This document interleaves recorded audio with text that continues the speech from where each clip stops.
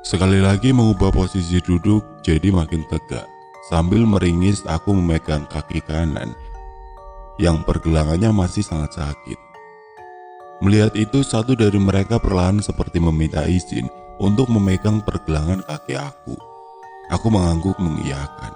Lalu dia berbicara kepadaku dengan bahasa yang sama sekali tidak aku mengerti. Namun terdengar ada logat Melayunya. Aku membalas dengan senyum dan mengangguk-angguk saja. Mereka lalu berbicara satu sama lain sambil sesekali melihat ke arahku seperti sedang berdiskusi. Setelah sepertinya selesai, kemudian mereka diam sambil semuanya menatapku. Aku masih meringis menahan sakit. Tiba-tiba satu di antara mereka yang sepertinya merupakan pimpinan atau yang dipertuahkan mendekati lagi sambil tangannya memegang pundakku. Kemudian dia bicara.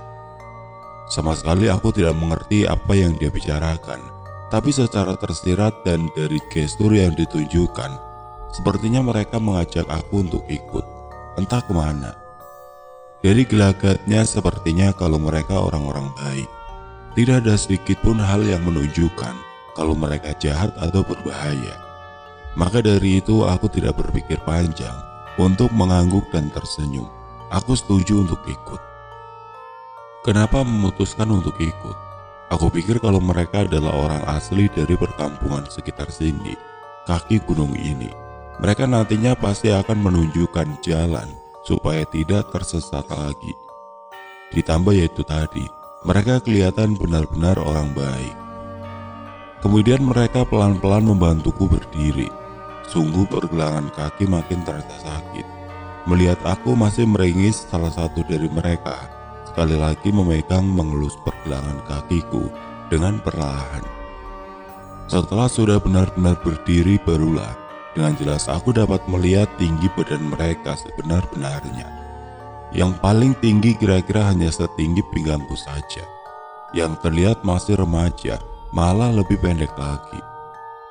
Salah satu dari mereka memberikan tongkat kayu untuk membantuku berjalan, dan salah satunya lagi membawakan tas ransel. Kemudian kami mulai melangkah. Kami berjalan ke arah jalur mereka datang tadi, menembus semak belukar, lalu masuk ke dalam hutan. Kami berjalan cukup pelan karena aku tidak bisa bergerak cepat. Mereka mengerti kondisi itu. Dengan sesekali memapah ketika aku kesulitan melewati kondisi jalan yang agak berat. Hari masih malam. Sama sekali belum ada tanda-tanda matahari akan terbit. Kami melewati jalan setapak menembus hutan belantara. Di sekitar hanya terlihat rindangnya pepohonan. Gelap masih pekat, tetapi teman-teman beruku ini seperti sudah sangat hafal dengan medan yang tengah kami lalui. Dalam perjalanan ini ada obrolan di antara mereka, sesekali diselingi dengan tawa kecil. Aku tentu saja masih belum paham apa yang mereka bicarakan. Hanya tersenyum-senyum saja ketika mereka seperti mengajakku ikut berbincang. Menggunakan bahasa isyarat, mereka beberapa kali seperti bertanya, "Kamu capek? Mau istirahat dulu?" Itu yang aku tangkap. Aku menjawab, "Tidak, lanjut saja." Sambil tersenyum, tentu saja menggunakan isyarat tangan juga. Mengesampingkan lelah capek yang teramat sangat, aku perhatikan kalau perjalanan kami ini melewati alam yang indah. Aku yakin itu walaupun masih gelap. Wangi alam belantaranya menyenangkan. Dan yang paling epik ketika dari kejauhan mulai terdengar suara aliran sungai. Senang mendengarnya. Ketika itulah kemudian salah satu dari orang-orang ini bicara kepada aku. Yang aku tangkap adalah, "Nah, itu sebentar lagi kita sampai." Begitu katanya. Refleks memperhatikan jam tangan, padahal sadar kalau jam tanganku mati sejak lama tadi. Tapi aku bisa perkirakan kalau sudah 1 jam lamanya kami berjalan. Sampai akhirnya kami berhenti karena di depan ada tebing curam. Salah satu orang yang sejak awal aku perkirakan sebagai pemimpin bilang kepadaku, "Kita harus turun." Aku menangkapnya seperti itu. Aku hanya bisa mengangguk. Tidak lama setelah itu, satu persatu dari mereka mulai menuruni tebing curam itu, sementara aku masih berdiri memperhatikan dari belakang. Dua orang pertama sudah turun, kemudian aku berikutnya yang harus turun. Dari atas tempat berdiri, aku coba melihat ke bawah. Ternyata sama sekali tidak kelihatan dasarnya. Aku tidak melihat permukaan yang ada di bawah tebing curam ini. Dua orang yang sudah turun pertama tadi pun sudah tidak kelihatan lagi. Gelap total.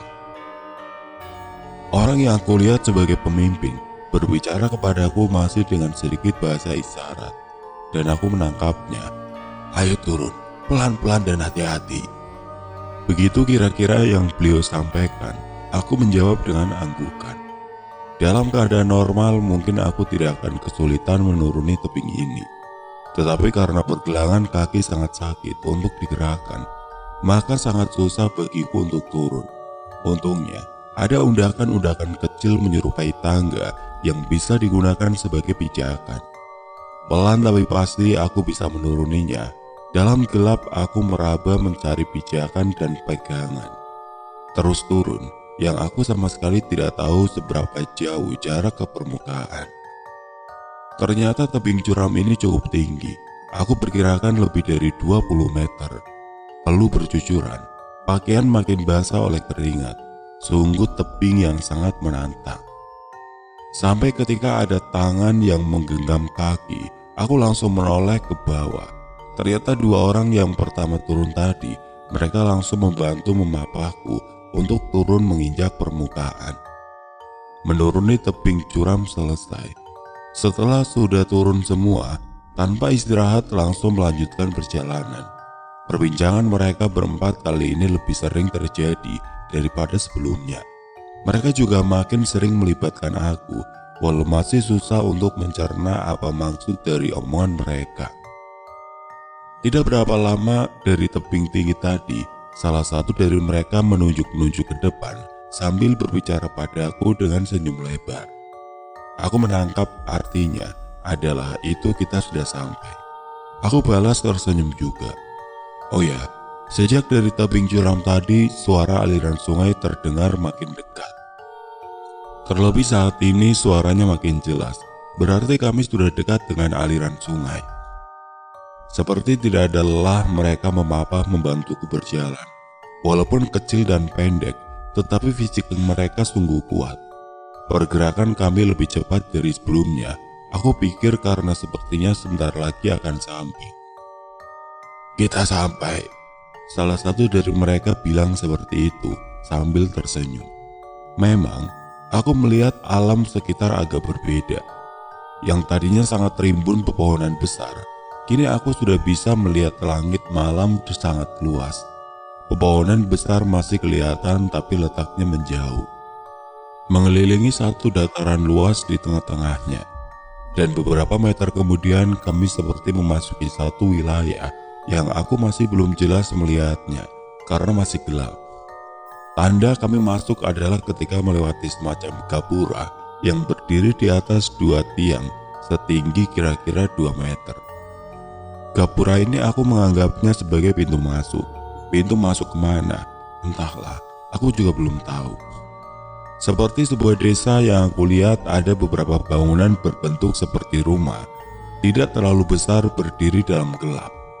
Aku masih belum bisa melihat dengan jelas bentuk rumah-rumah itu dan jumlahnya. Sampai akhirnya setelah melewati beberapa bangunan yang bentuknya seperti rumah, kami berhenti di depan salah satunya.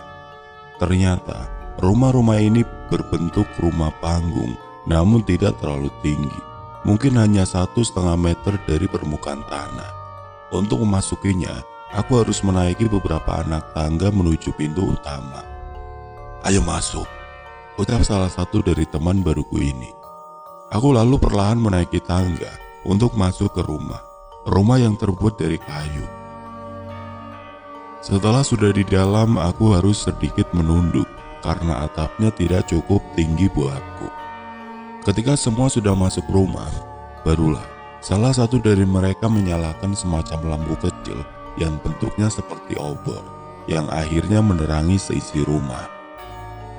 Rumah yang berbentuk lingkaran, tidak terlalu besar, sama sekali tidak ada perabot modern. Hanya ada semacam tikar besar dan kecil, dan juga kursi kayu kecil yang aku menyebutnya dengan dingklik. Kemudian pelan-pelan mereka memapahku untuk duduk, membuka sepatuku, memberiku segelas air. Kami lalu berbincang, masih dibantu dengan bahasa isyarat. Aku bilang pergelangan kaki kanan sangat sakit. Melihat ini lalu mereka seperti berdiskusi. Kemudian salah satunya pergi keluar rumah, sementara yang satu lagi mengelus-ngelus pergelangan kakiku, memijat dengan pelan. Sambil kami berbincang, aku terus memperhatikan rumah ini. Api kecil yang mereka nyalakan ternyata masih kurang terang. Aku belum bisa melihat dengan detail. Lelah yang teramat sangat tertutupi oleh rasa penasaran. Mereka ini siapa? Desa apa ini? Letaknya di mana?